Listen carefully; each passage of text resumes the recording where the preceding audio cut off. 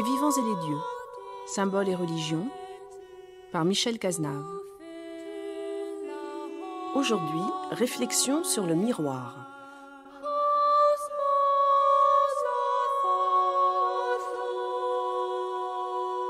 On sait sans doute comme le thème du miroir a été prédominant dans la réflexion humaine et a traversé pratiquement toute l'histoire de la pensée.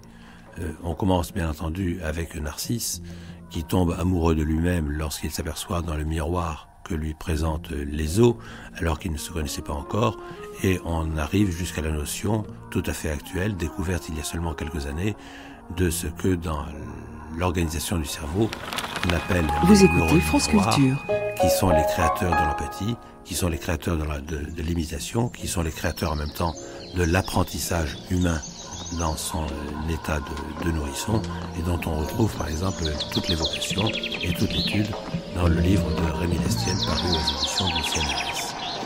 Le miroir, par ailleurs, s'est prêté à bien d'autres illustrations, à bien d'autres réflexions, et en particulier, on sait comme dans la mystique soufie, on trouve ce que l'on appelle la philosophie des miroirs, c'est-à-dire la manière dont Dieu se réfléchit de stade en stade jusqu'à l'humanité, ou alors il suffit de penser à cette œuvre qui avait lu le bûcher à son auteur en plein Moyen-Âge, Le miroir des simples âmes anéanties de Marguerite Porrette, où on atteint à ce miroir tout à fait étonnant, le miroir où on ne voit plus rien, parce que d'une certaine manière, on est dans le sein même de la divinité.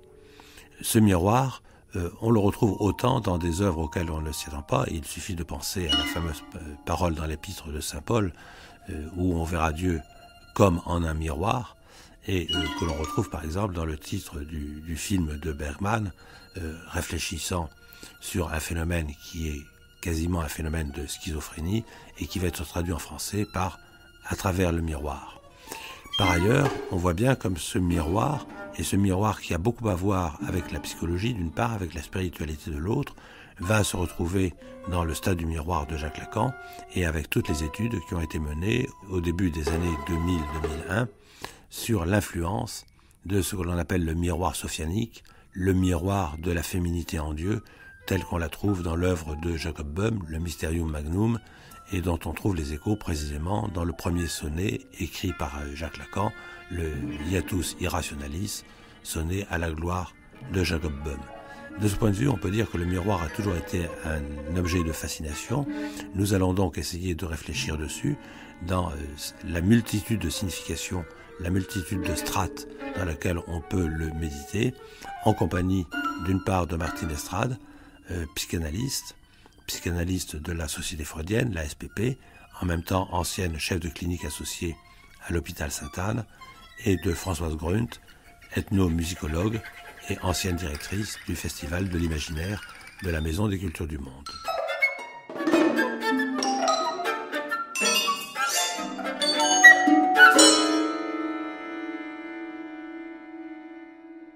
c'est un objet très ordinaire, mais qui, dans de nombreuses cultures, et même dans toutes les cultures, représente une énigme. Et une énigme est peut-être un dérangement. Et à partir des observations faites justement autour de nous, dans notre culture, dans différentes cultures, des foules de questions se sont posées. Pour moi, du point de vue plus anthropologique, et pour Martine, d'un autre point de vue.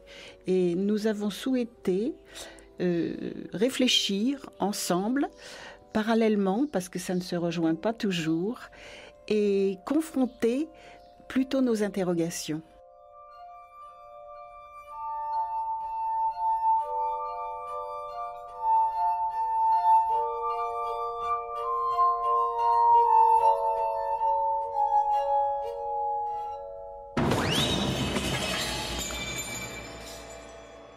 Qu'est-ce qui fascine tellement les humains dans le miroir, dans la mesure où, avant de connaître le miroir que nous connaissons aujourd'hui, on voit très bien qu'avant on avait des plaques de métal polies, etc., ou éventuellement simplement le cours de l'eau, dans lequel on a l'impression que l'homme trouve un double, et un double sur lequel duquel on n'est pas très sûr du statut. le miroir, il n'est pas très ancien et pourtant l'idée de miroir a toujours existé. Même s'il était fait avec des moyens plus rudimentaires que ceux dont nous disposons aujourd'hui, je relisais Lucrèce et je constatait qu'à partir des plaques de métal poli, il s'interrogeait sur la notion de profondeur, d'espace et presque sur la notion de puits. Pour lui, cette image, reflétée dans un métal poli, était une sorte de brouillage de couches d'air. Alors, l'histoire de double ou surtout l'histoire de quelque chose qu'on peut excorporer, mettre en dehors de son corps, c'est-à-dire que un miroir, si grand soit-il, est toujours circonscrit.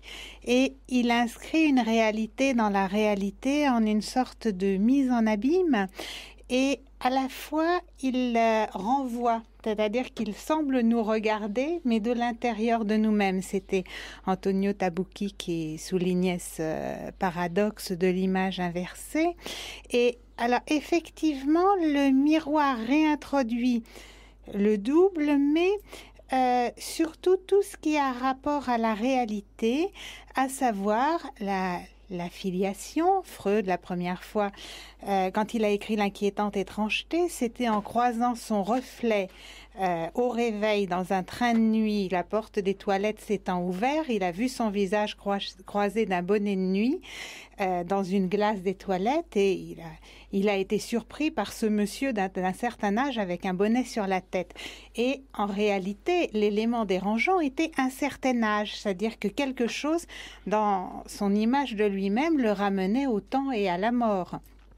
Alors, le miroir ramène comme ça à des effets de réalité qui peuvent être dérangeants. C'est pour ça que les gens très fragiles, les schizophrènes par exemple, ne se reconnaissent pas dans le miroir tout en n'ayant aucun doute sur le fait qu'il s'agisse d'eux-mêmes. Mais en même temps, ça peut aussi être un système d'emprise pour appréhender une réalité qui vacille. Par exemple, Louise Bourgeois dit bien qu'elle met des miroirs quand il y a trop de réalité et que sa perception de la réalité est vacillante et qu'à ce moment-là, elle regarde cette réalité dans le miroir qu'elle a installé elle-même, qui la reflète et qu'elle peut s'approprier.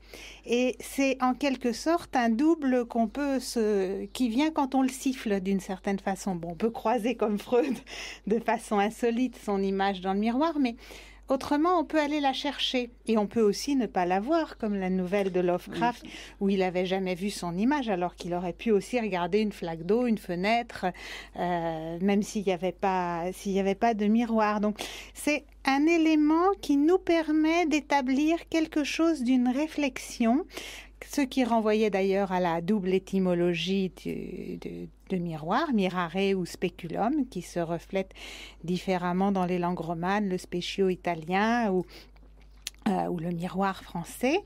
Et moi, je me suis demandé ce que les gens, les patients, moi-même, etc., faisions avec le miroir, quel reflet nous allions chercher. Et je me suis aperçue que ça réintroduisait le temps, la différence des sexes, une certaine image. Par exemple, je me suis aperçue que les patientes ayant des troubles alimentaires, souvent ne se voient pas dans le miroir. Elles voient leur poids sur la balance, mais elles ne se voient pas dans le miroir. Et j'ai eu des cas où certaines patientes qui avaient eu des opérations et maigries de façon très importante étaient prises de panique quand elles croisaient un reflet qu'habituellement elles ne voyaient pas et qu'elles se mettaient à voir se modifier. Et au point de risquer par moments des paniques et d'essayer à toute force de reprendre le poids par rapport à une image non reconnue. Donc, on va chercher quelque chose dans le reflet et dans le miroir, et c'est cette démarche aussi qui m'a intéressée.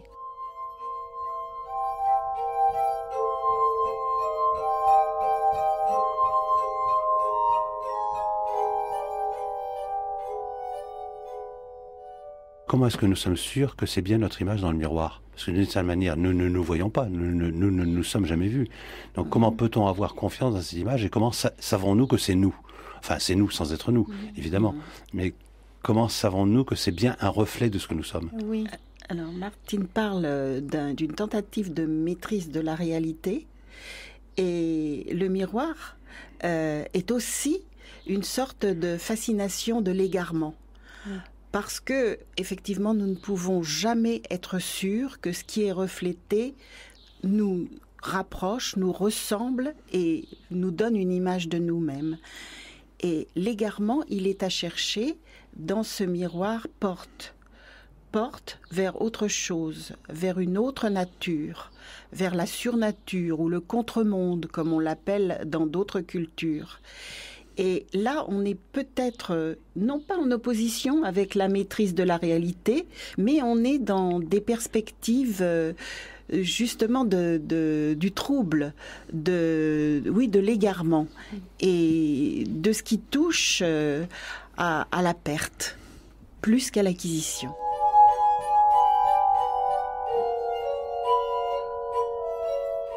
Il y a dans le miroir quelque chose dans la contemplation du miroir comme une sorte d'inondation énergétique qui a à voir avec parfois le saisissement de l'artiste ou de l'écrivain, où quelque chose apparaît qui a une force quantitative, comme une inondation d'énergie qui est une sorte d'expérience traumatique avec la fécondité qu'elle comporte.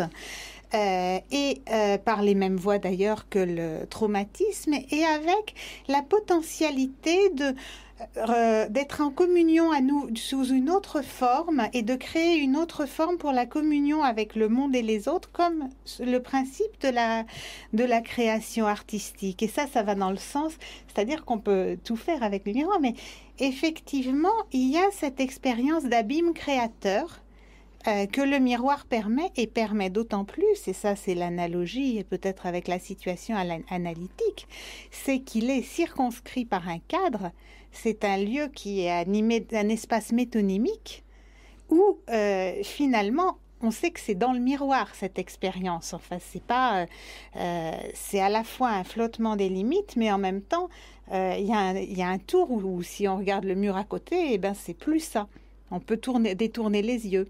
Il y a quelque chose comme alors, ça. là, moi, je me pose la question, que se passe-t-il quand on traverse le miroir? Évidemment, je pense à quelqu'un comme Lewis Carroll, bien entendu, ou à la fameuse phrase de Saint Paul, où on se voit comme en un miroir, et on sait très bien qu'elle a été reprise par Bergman dans son film, traduit par « à travers le miroir ».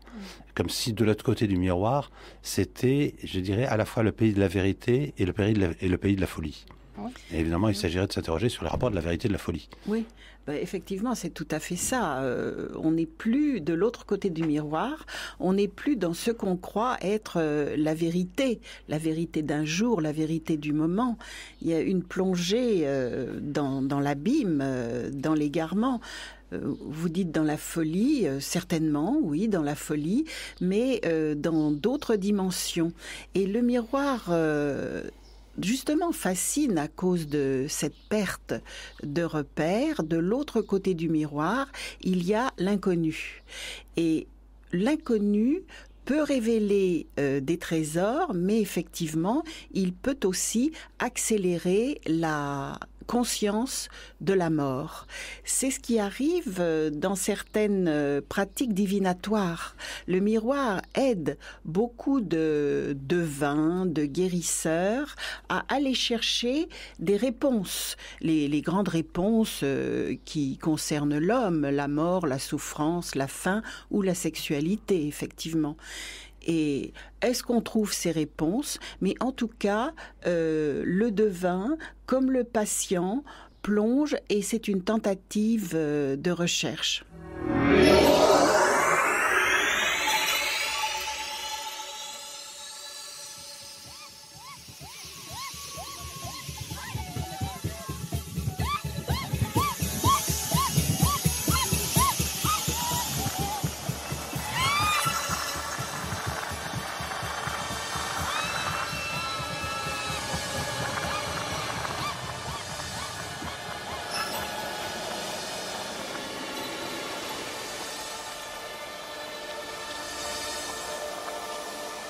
Évidemment, lorsqu'on parle du miroir, il y a une figure à laquelle on ne peut pas ne pas penser, qui est Narcisse. Et je me demande, est-ce qu'on en a bien tiré tout ce que l'on pouvait de Narcisse? Parce que je suis frappé de voir que, d'une part, quand il se voit dans les eaux, d'une certaine manière, il ne sait pas que c'est lui. Oui. il se découvre, et ce n'est qu'un reflet de lui-même, et en même temps, lorsqu'il est aimé de la nymphe Écho, et la nymphe Écho, par définition, le nom, puisqu'elle ne peut plus parler, ce n'est qu'un reflet de sa voix. Et on a l'impression que c'est tout un jeu de reflets, finalement. Oui, sûrement. Narcisse, on l'a certainement pas exploité, et en même temps, est-il vraiment exploitable à fond, puisqu'il s'agit justement de reflets qui se répondent. Alors, au sujet des reflets, c'est vrai que les constructions reflétées sont toujours hyper esthésiques, hyper sensibles. Donc, Narcisse, reflet en contact avec Écho, reflet, etc., ça ne peut que dégénérer. Enfin, ça va mal finir. Il y a quelque chose comme ça qui contient une intensité dramatique parce que ça court-circuite justement le toucher, la sensorialité. Qu'est-ce que font les enfants quand ils se voient dans un miroir? Souvent, ils vont toucher parce qu'ils sont en face de l'image inversée. Alors, il y a quelque chose qu'ils ne comprennent pas et ils vont toucher le miroir pour voir où ils sont. Et en quelque sorte, cette confrontation avec le reste de la sensorialité et du toucher persiste toute la vie, même si on ne va pas directement toucher forcément l'image qui nous trouble, mais elle est nécessaire. Donc, reflet contre reflet, ça virtualise et c'est dangereux. Et le miroir dans le reflet introduit quelque part, ça c'est l'idée du stade de miroir qu'avait développé Lacan, introduit la présence de l'autre qui regarde aussi, même s'il n'y est pas. L'autre qui pourrait regarder aussi, la mère par exemple au départ, mais pas seulement. Donc il réintroduit la présence de l'autre dans un virtuel dangereux. Oui, mais en même temps, moi, ce qui m'intéresse, c'est le fait qu'on oublie toujours généralement qu'il y a le couple Narcisse et Écho. C'est-à-dire que d'une certaine manière, c'est aussi le miroir de Narcisse, un miroir qui parle. Et ça me fait penser à Blanche-Neige. Oui. Vous savez, lorsque la reine interroge son miroir, que c'est le miroir qui lui répond « tu es la plus belle ou tu n'es pas la plus belle ».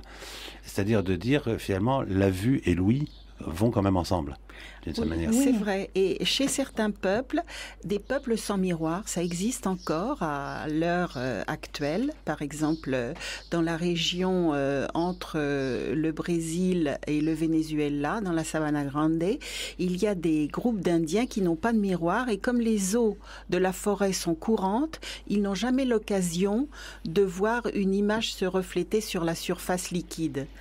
Et ces gens-là sont surpris de voir, par exemple, des anthropologues qui arrivent avec des appareils photo ou qui dessinent, et ils ne se reconnaissent absolument pas. Et ils ont trouvé une parade pour pouvoir s'identifier eux-mêmes au milieu du groupe des autres, c'est de lancer leur voix. Et leur voix provoque un écho ou ne le provoque pas, mais ce sont les autres qui font la sonorité inverse qui a valeur d'écho. Donc on est bien dans une équivalence effectivement entre les deux sens, la vue et l'ouïe. On pourrait peut-être aller plus loin et trouver quelque chose au niveau du toucher et de l'odorat. Pourquoi est-ce que les animaux aussi, et peut-être certains humains, ne se renverraient pas des odeurs en écho ? Il y a des gens qui s'intéressent à ça au niveau des phéromone et on connaît dans les hôpitaux psychiatriques l'odeur très forte que dégagent certains malades mentaux, très particulière, et qui ils peuvent le dégager aussi en réaction. Moi, ça m'est arrivé, des patients qui arrivaient dans le cabinet, ils se mettaient à avoir des odeurs très fortes de façon défensive à l'hôpital. Enfin, et ça, il y a des gens qui commencent à étudier un petit peu ça du côté de des phéromone et l'odeur comme carapace défensive aussi. Alors, c'est vrai que le miroir, en quelque sorte, fait un discernement entre l'existence de synesthésie, c'est Monsieur Tout-le-Monde, c'est-à-dire la correspondance entre les différents sens. Ce qu'on voit dans le miroir, on peut le ressentir dans l'ambiance, l'odeur, le toucher, etc. Ou, à l'inverse, leur absence paradoxale. Et à ce moment-là, ça va forcément faire un message paradoxal et dépersonnalisant qui va altérer un petit peu la sensation d'exister. Oui, mais si vous voulez, ce que j'avais un peu dans la tête, c'était de me dire qu'il était quand même bizarre de voir que sur les 5 sens, il y en a deux qui sont, je dirais, rationnellement constructibles. Je veux dire par là que et la voix et la vue, donc le miroir et l'écho, correspondent à des longueurs d'onde que l'on peut, à la limite, mathématiquement écrire. Tandis que l'odorat, lorsque vous parlez des phéromones, je veux dire, ça ne relève pas du même registre. On a l'impression que ce qui est de l'ordre de l'odorat, de l'ordre du goût, de l'ordre du toucher, c'est beaucoup plus des sensations internes qui précisément ne sont pas objectivables à travers. Comment ? Ça peut être écrit biochimiquement. Oui, mais être écrit biochimiquement ou être écrit mathématiquement, ce n'est pas la même chose. Ah non.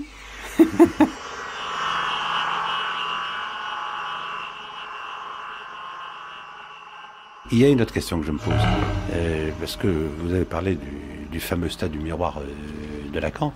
Et moi, je me rappelle la première fois que je me suis vu dans un miroir. J'étais quand même absolument étonné et effrayé d'ailleurs, parce que j'avais avancé, je me rappelle très bien, j'avais avancé ma main droite et je voyais quand même mon image qui avançait la main gauche.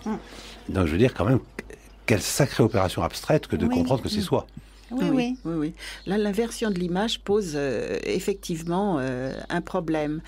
Et le problème a été examiné par les anciens, justement, les Grecs et les Romains, même un peu plus tard, en faisant un jeu de miroir, le miroir qui renvoie l'image reflétée et qui rétablit effectivement le côté droit du côté droit.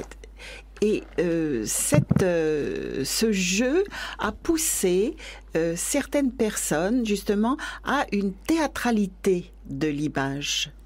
Chez les Grecs, ça s'est passé et ce jeu de reflets inversés en permanence, à l'infini en fait, peut arriver à une construction d'un jeu qui peut être démesuré lui-même. Non, parce que c'est la question qu'on peut se poser et que je me rappelle que je m'étais posée moi-même. Bon, d'une manière beaucoup moins évidente ou claire que je ne le dis là. C'est-à-dire, finalement, est-ce que ce n'est pas moi qui suis le miroir de ce que je vois dans l'image ? Alors, il y a ça aussi. Il y a ça aussi. Et là, avec l'histoire de cette créature qui paraît dans le miroir et qui étonne ou qui effraie, comme vous l'avez éprouvé, il y a la question de l'empreinte dans le miroir. Est-ce que le miroir ne serait pas un objet qui garderait des empreintes inconnues de celui qui lance son regard vers lui ? Et il arrive que dans certains mythes, dans certaines légendes, de derrière le miroir jaillissent justement des formes inopinées, ou alors que les formes qui se sont reflétées une fois sur la surface, eh bien, restent derrière la surface, même si le sujet disparaît. Ou bien elle peut même être utilisée dans l'idée, par exemple, de Garcia Marquez, dont le héros Florentino s'acharne à posséder un miroir qu'il a vu dans une auberge parce que ce miroir avait reflété l'espace d'un repas, l'image de la femme aimée.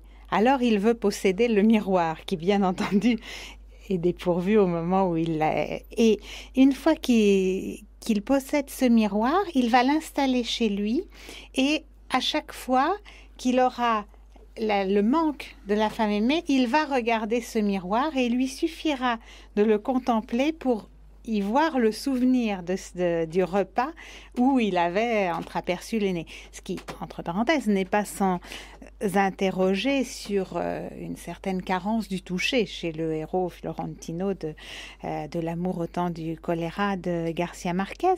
Mais on voit bien que le miroir peut être réconfort comme il peut être agressif ou hostile. Oui. Enfin, selon ce qu'on a, nos projections finalement et nos réflexions. Et dans cette histoire d'agressivité, de l'empreinte qui pourrait justement constituer une attaque, eh bien, on trouve toute cette habitude dans le monde méditerranéen surtout de voiler les miroirs au moment des morts. Et on voile les miroirs pour que le mort qui est passé de l'autre côté ne puisse pas réapparaître son image ne puisse pas réapparaître dans le monde des vivants. Et là, on a la problématique de l'empreinte et la problématique de la sortie et de l'ouverture vers un autre monde, ce qui est un peu dans la même logique finalement.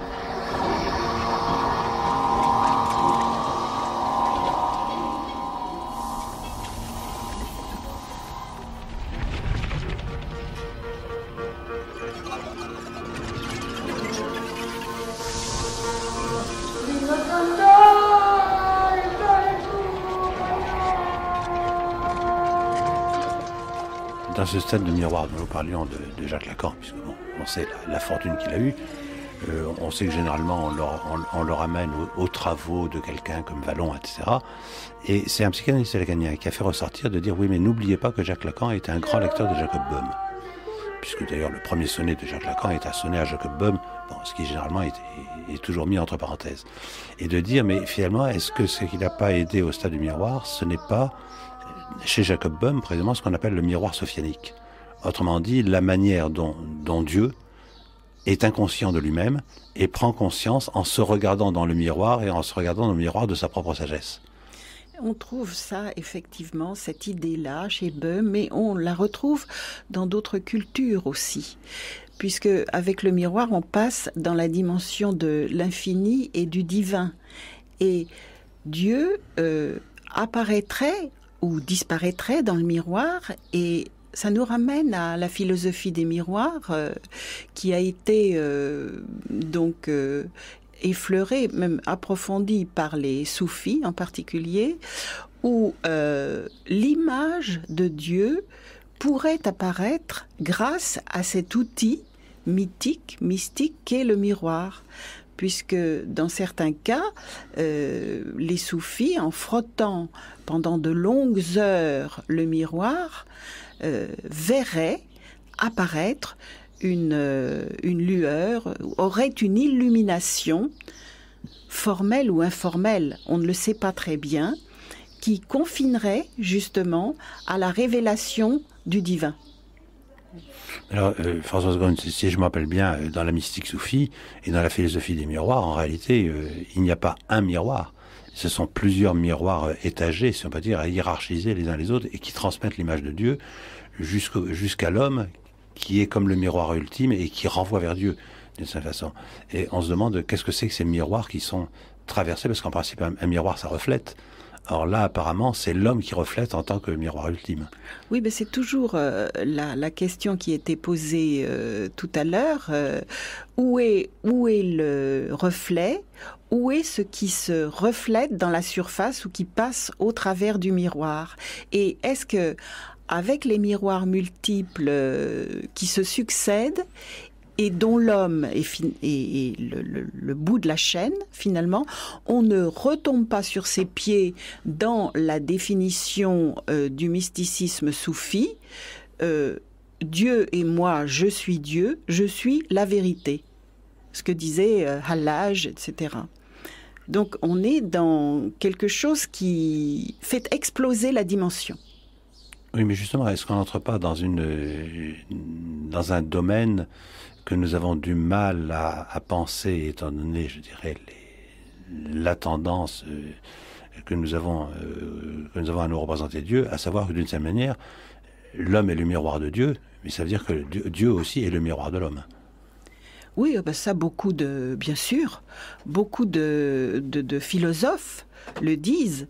Il y a des controverses, mais il y a en général une forme assez consensuelle de cette idée-là, sauf bien sûr dans les religions monothéistes du salut, où l'homme ne peut pas être à la ressemblance de Dieu, puisqu'il a été créé par Dieu. Mais dans d'autres religions plus étalées, moins pointues dans la représentation humaine propre, on arrive à cette espèce de confusion qui est extrêmement riche, mais aussi extrêmement troublante, entre Dieu et l'homme. Il faut ni qui Le miroir est quand même intéressant par rapport à la souffrance de l'être humain vis-à-vis de l'irreprésentable. Sartre, dans Les mots, décrit comment il grimaçait devant le miroir et il disait « Le miroir me révélait ce que je ne voulais pas savoir, j'étais horriblement naturel, je ne m'en suis jamais remis. » Alors, paradoxe que le miroir qui, justement, renvoie un reflet, révèle le naturel. Mais aussi, au-delà de ça, il y a Virgilio Ferreira, un écrivain portugais, qui dans ton visage décrit une petite fille qui grimaçait dans le miroir pour appréhender la monstruosité. Et pour l'être humain, le traumatisme, c'est pas la monstruosité. On voit beaucoup de représentations de la monstruosité. C'est l'irreprésentable, que ce soit. Alors, il peut être irreprésentable du divin, mais il peut être irreprésentable de beaucoup de choses, de nos projections psychiques. Et effectivement, il y a dans l'Antiquité, Plutarque disait si je suis en colère, je voudrais qu'un serviteur me présente un miroir pour chasser cette émotion que la philosophie jugeait tout à fait honteuse. Et Hippocrate lui-même disait que repris par Montaigne aussi, que à propos de la colère, disait que les maladies les plus graves et les plus dangereuses sont celles qui défigurent les gens. Et que par rapport à ça, se voir monstrueux dans un miroir permet d'apprivoiser quelque chose à travers la monstruosité de l'irreprésentable.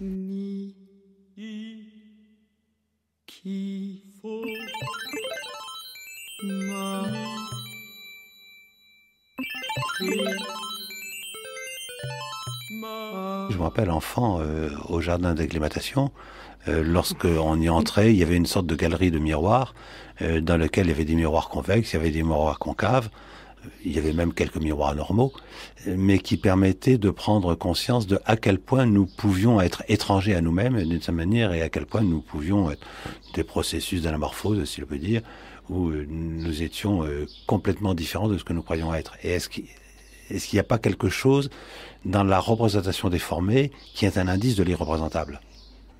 Le miroir est un fantastique instrument de jeu.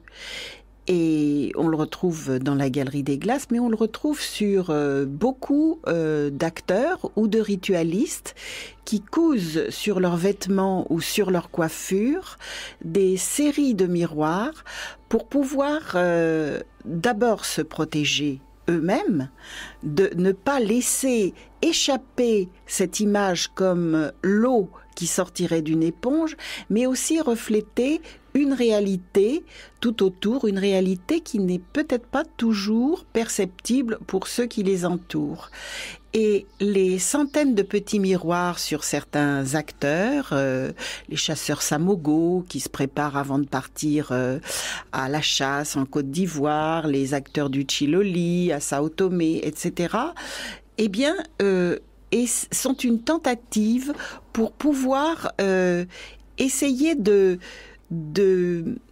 faire des plaisanteries avec ce qu'on appellerait peut-être un destin que l'homme arriverait à fabriquer grâce à tous les outils dont il s'entoure, à toutes les protections dont il s'entoure. Je me suis servi de cette expression Galerie des Glaces et en réalité je me dis mais essayons de réfléchir à ce qu'est une vraie Galerie des Glaces. Je veux dire évidemment au château de Versailles par exemple. Et en même temps, me vient immédiatement à l'esprit aussi ce que l'on trouvait dans les maisons closes d'autrefois, c'est-à-dire de ces chambres dans lesquelles les glaces reflétaient à l'infini, et ce qui d'ailleurs laisserait supposer qu'il y a éventuellement des chemins de traverse entre la gloire royale d'une part et je dirais la déviance érotique de l'autre. Mais qu'est-ce que c'est que cette recherche, d'une certaine manière, de l'image multipliée à l'infini? C'est une recherche de pouvoir. Finalement, à partir du moment où sa propre image explose dans une infinité d'images, la quantité est dominatrice ou supposée être dominatrice. Dans les maisons closes, dans les maisons de plaisir, les glaces qui sont placées un petit peu partout reflètent elles aussi un appétit de puissance, il me semble. C'est une forme pour imposer son point de vue, entre guillemets, son point de vue érotique à des partenaires ou à des observateurs qui sont aussi des partenaires. Oui, et à la fois, ça les fait passer presque à un domaine plus spirituel. Ça dégage du côté viande parce que on se retrouve avec des images projetées sur tous les murs. Et c'est presque plus un acte consommatoire. Peut-être que c'est une tentative de réintroduire une dimension plus spirituelle dans un acte qui est quand même un acte de consommation et qui ravalerait à l'état de viande. Ou de se défendre pour introduire une dépersonnalisation aussi. Oui. Aussi. C'est peut-être un acte de défense. Aussi. Oui, mais alors, lorsque j'entends spirituel d'un côté, lorsque j'entends dépersonnalisation de l'autre, la dépersonnalisation, on sait que c'est aussi quand même l'un des grands stades de la mystique, la manière dont on s'anéantit à soi-même afin de devenir l'autre, le grand autre, d'une certaine manière. Et la question que je me pose, du coup, c'est si à travers le regard, il n'y a pas quelque chose qui renvoie de la perversion ou qui indique une parenté entre la perversion et la mystique. En tout cas, il y a sûrement au niveau d'une quête, que cette quête soit éventuellement échouée dans la perversion, certainement, mais il y a certainement quelque chose comme ça au niveau d'une quête, parce que les représentations perverses en elles-mêmes sont très pauvres et répétitives, et donc si on ne les investissait pas d'une valeur magique et qui relie à quelque chose d'une dimension autre, serait-ce vraiment possible?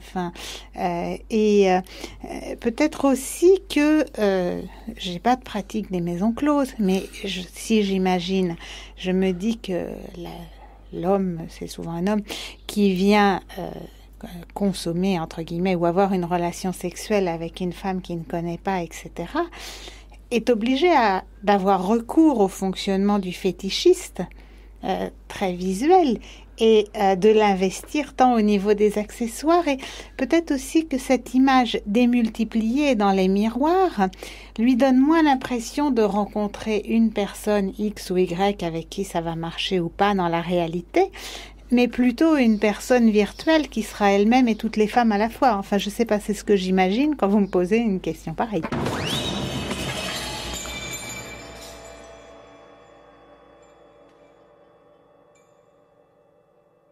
Je vais renverser la question. C'est-à-dire plutôt que du miroir qui reflète à l'infini, ce que je pose la question, et on le sait bien que dans beaucoup de sociétés, ça a quand même un grand sens, le miroir qui se casse, le miroir qui vole en éclats.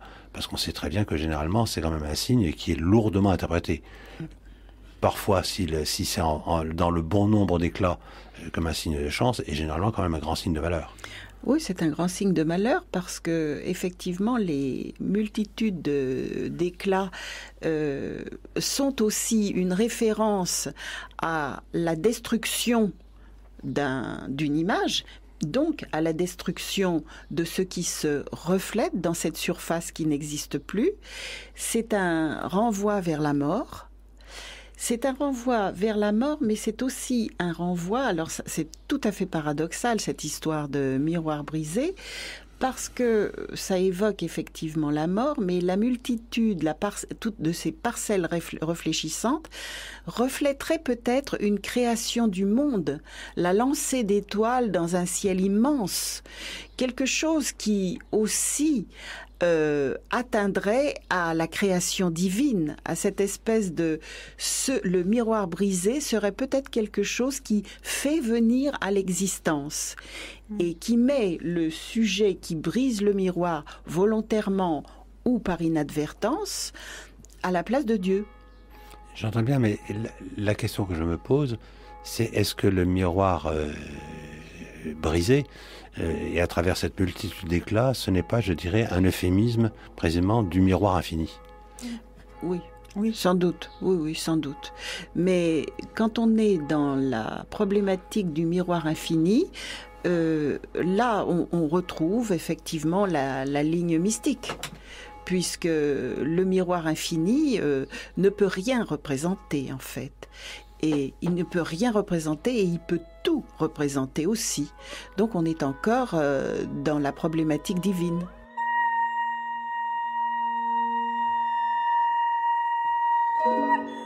Il y a un thème sur lequel j'aimerais que nous réfléchissions, si vous le voulez bien, c'est le rapport entre le miroir, la vue, d'une manière générale, et le savoir en tant que tel.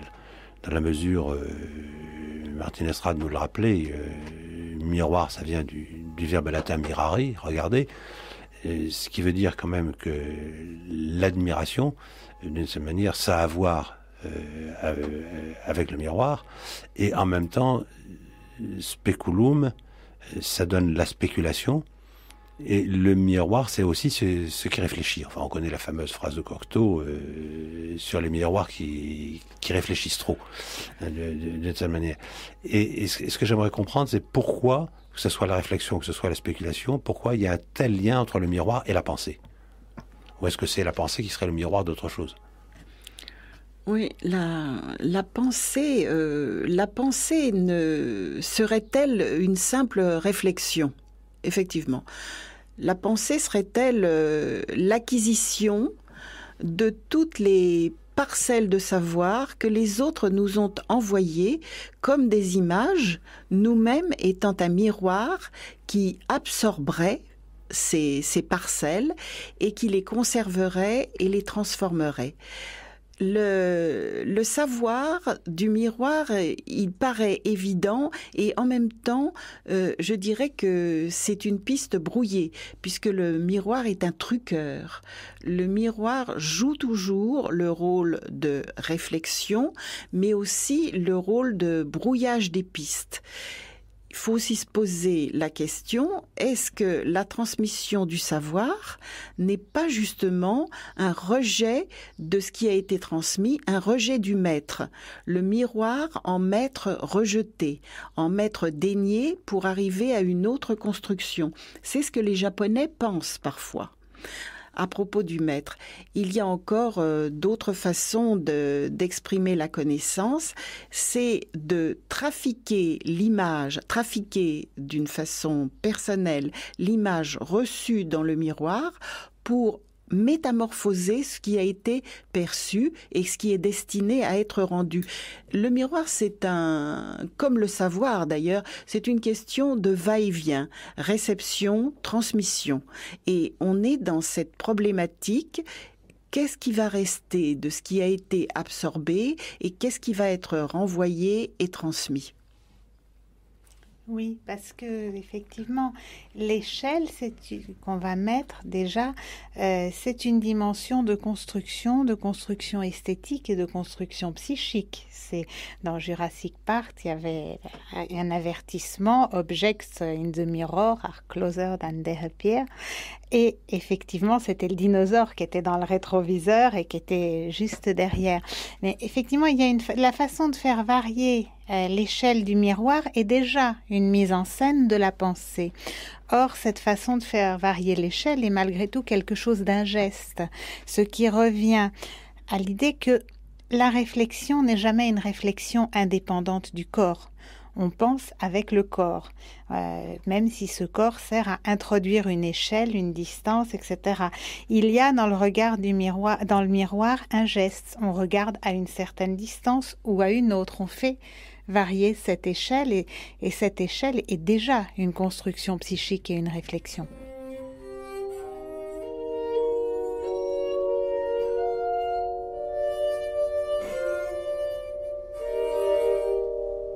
Il y a une question que je me pose, c'est celle du miroir qui ne reflète rien.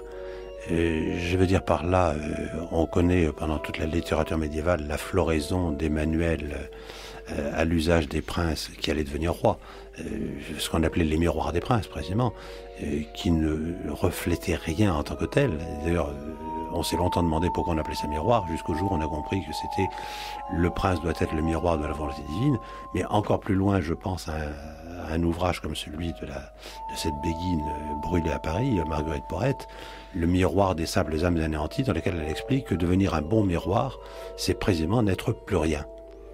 Parce qu'on est dans le néant de sa personne, qui est j'allais dire le reflet, non, parce que je suis entraîné par le langage, qui correspond au néant même de Dieu.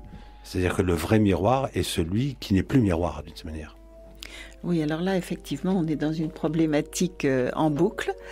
On peut se poser la question, la question du derrière du miroir. Qu'est-ce qui fait que le miroir ne reflète plus rien? Le miroir serait-il un objet pensant, un objet doué d'une volonté, un objet capable d'effacer l'image qui lui est lancée, un objet capable de refuser le jeu de l'aller-retour? Qui peut répondre à cela? Sans répondre, notre inconscient joue tous ces rôles-là. C'est-à-dire qu'il peut refléter ou pas refléter. Nos propres projections psychiques ont une valeur d'insolite, d'inconnu, de pseudo-familiarité, de paradoxe. Et on va les apporter au miroir aussi. Enfin, il y a quelque chose comme ça. Et le miroir va effectivement nous surprendre souvent, mais comme notre inconscient peut nous surprendre avec le dérangement que ça peut impliquer.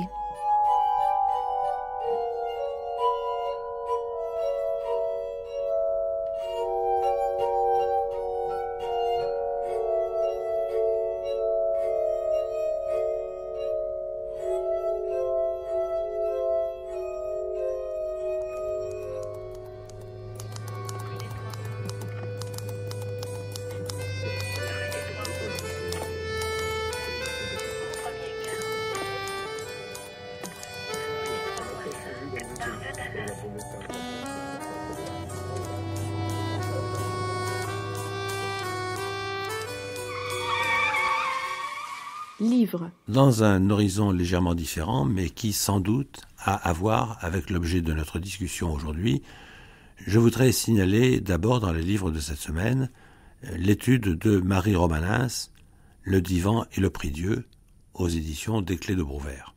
Marie Romanas est elle-même catholique, elle est elle-même psychanalyste, et on voit très bien comment il y a une sorte de discussion interne sans arrêt en elle, entre ces deux pôles, si l'on peut dire, et où, se démarquant à la fois de la thèse de Freud sur la liaison et la liaison qu'il y aurait intrinsèque entre ce qu'aujourd'hui on appelle les actes obsédants, autrement dit la névrose obsessionnelle et la religion, se démarquant des thèses de Marie Bonaparte, les thèses que Lacan va remettre en cause, on le sait dans son célèbre Séminaire 20, on voit très bien comment Marie Romanas, à la fois, se trouve dans une position d'ouverture, se trouve en même temps dans une position de questionnement par rapport à ce qui est de l'ordre du divan, c'est-à-dire de l'investigation psychanalytique elle-même, ce qui est de l'ordre du prie-dieu, c'est-à-dire de l'ordre de la foi, mais d'une foi qui serait débarrassée de tous ces encombrements et éventuellement de tous les fantasmes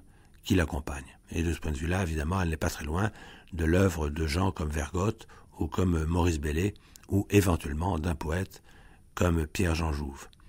D'une certaine façon, Marie Romanas se veut œcuménique, puisqu'elle fait appel à Freud, elle fait appel à Jung en même temps, sans les mélanger d'ailleurs, et en mettant chacun bien à son plan, et elle fait appel à l'œuvre de quelqu'un comme Françoise Dolto, ou aujourd'hui aux études, par exemple, de Marie Balmary ou de Gérard Haddad, dont chacun, on le sait, s'interroge précisément dans ce rapport au texte fondateur des grandes foi monothéistes qui ont structuré l'Occident. Et à travers cet effort de repenser le rapport entre le religieux et la psychanalyse, on voit très bien comment, d'une certaine manière, elle s'achemine vers une réflexion qui se fait jour de plus en plus aujourd'hui, à savoir est-ce que ce que dans la psychanalyse classique on appelle la sublimation ne correspond pas à une spiritualisation, dans la mesure évidemment où dans sublimation on retrouverait l'étymologie même du mot, ce qui est sous la frontière, sub limes, et à travers cette frontière, précisément, l'accès à quelque chose d'au-delà du langage, d'au-delà de tout ce que nous pouvons nous représenter. Dans les deux mouvements de la psychanalyse et du spirituel, qui manifestent un désir de l'autre, une volonté de s'ouvrir à ce qui échappe, à ce qui est au-delà de soi-même, c'est un risque majeur que celui de l'idolâtrie. Le mouvement dès lors se fige. Le dialogue entre psychanalyse et religion, par la mise en questionnement qu'il suscite, est capable de relancer la dynamique et de favoriser toute traversée humaine vers sa réelle destinée.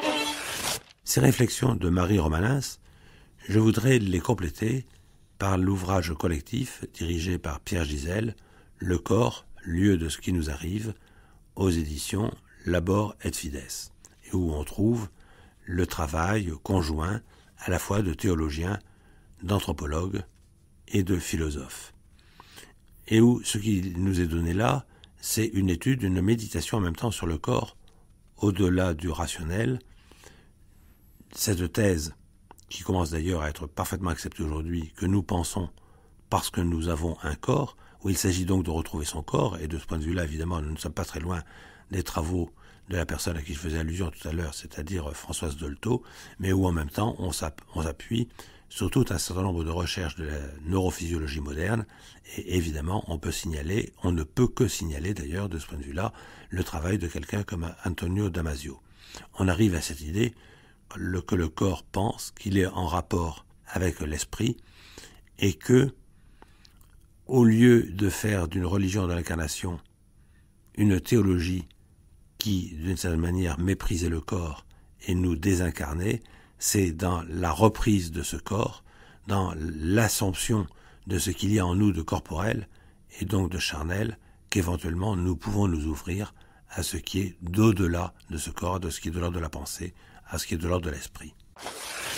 Réfléchir sur le corps est l'occasion de marquer l'irréductibilité d'une condition incarnée et mondaine, à l'écart de toute référence externe qui en subordonnerait et en commanderait les déplacements. Incarnée et mondaine, notre condition est du coup multiple et extensive, et ces déploiements viennent de nulle part, ils sont ex nihilo et vont nulle part, sinon au néant, ils sont le fait du monde. Par ailleurs, je voudrais attirer l'attention sur un ouvrage extrêmement stimulant, un ouvrage collectif aussi, intitulé « Pèlerinage dans le monde à travers le temps et l'espace » aux éditions Picard. Puisque là, on s'aperçoit que, contrairement à ce que nous croyons souvent, la notion de pèlerinage n'est pas uniquement chrétienne, qu'on la trouve peut-être, Jean Guilaine nous le montre dès la préhistoire, mais que surtout le pèlerinage était quelque chose d'extrêmement fréquent dans l'Antiquité païenne, qu'on le retrouve encore aujourd'hui, par exemple, au temple d'Isée au Japon, qu'il y a de très grands pèlerinages en Inde, et où, en même temps, ce thème retrouve une actualité avec, on le sait, la popularité aujourd'hui des pèlerinages de Saint-Jacques-de-Compostelle, ou alors le déplacement de toutes les foules à Lourdes. Il ne s'agit pas de porter le jugement, mais d'essayer de comprendre quelle est l'universalité du pèlerin, c'est-à-dire comment ce qui est absolument essentiel dans le pèlerinage, c'est de se trouver en chemin vers à la limite on ne sait quoi, et peu importe de savoir vers quoi, dans la mesure où le pèlerinage évidemment vient du latin peregrinus, dans lequel on a ce père, c'est-à-dire qu'on traverse les contrées, on traverse les pays, ou ce qu'on retrouve dans la langue arabe avec le hajj, qui signifie se diriger vers, ou qu'on retrouve encore avec le henro japonais, qui signifie le cheminement. D'une certaine manière, il s'agit de prendre la voie, et à travers cette voie, de commencer le chemin où le plus important est précisément de décrire ce chemin, et non pas d'aller vers l'horizon que éventuellement il nous indique. S'il n'est pas un simple phénomène de culture, le pèlerinage peut être considéré comme une tendance spontanée et universelle de la nature humaine, sans oublier que le départ résulte toujours d'une décision personnelle et répond à un appel d'un au-delà divin ou sacré aux yeux du pèlerin. Enfin, pour finir, je voudrais terminer avec la publication aux éditions Flammarion du théâtre de Julien Green, avec ces 5 pièces principales, complétées par la publication de sa pièce tout à fait particulière, Sud, chez Garnier et Flammarion. Julien Green, on sait que c'est ce chrétien qui à la fois était extrêmement sensible aux puissances de la vision, il suffit de penser évidemment à ses romans Le Visionnaire ou à son recueil de nouvelles Le Voyageur sur la Terre, et qui en même temps a été travaillé toute sa vie, et là nous rebouclons notre pensée, on le voit bien, par le problème du corps et par le problème de la sexualité.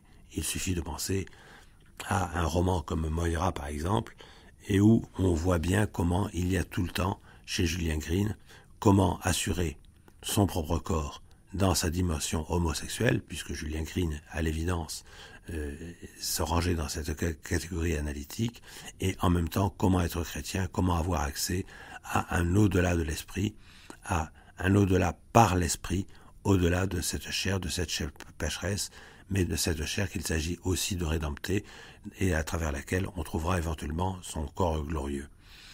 Et où on voit très bien comment il ne s'agit pas de pièces sur la condition humaine ou sur la guerre ou sur la dureté du monde dans lequel nous sommes plongés, mais beaucoup plus d'un drame personnel, d'une réflexion, d'une méditation sur le miroir de la condition humaine, sur le péché, sur l'accession à une chair spirituelle et d'une certaine manière sur l'imminence de la catastrophe à laquelle nous sommes tous soumis et donc en même temps à l'imminence de l'Apocalypse en tant que l'Apocalypse est la révélation d'un au-delà.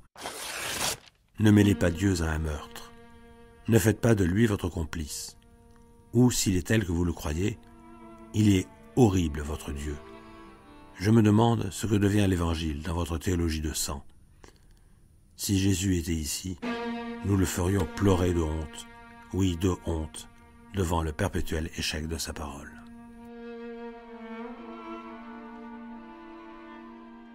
Les livres aujourd'hui. Le divan et le prie-dieu de Marie Romanins aux éditions des Clés de Brouwer. Le corps, lieu de ce qui nous arrive, un collectif dirigé par Pierre Gisèle aux éditions Labor et Fides. Pèlerinage dans le monde à travers le temps et l'espace aux éditions Picard et le théâtre de Julien Green aux éditions Flammarion, ainsi que la publication de sa pièce Sud chez Garnier Flammarion.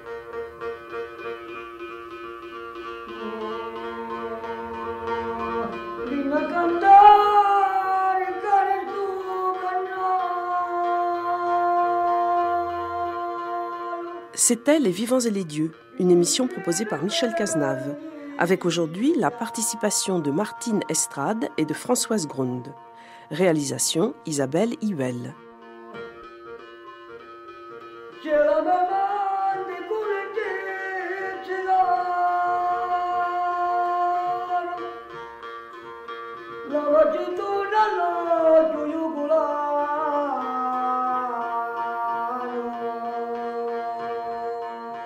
Et nous retrouvons dans quelques instants Hélène Azera.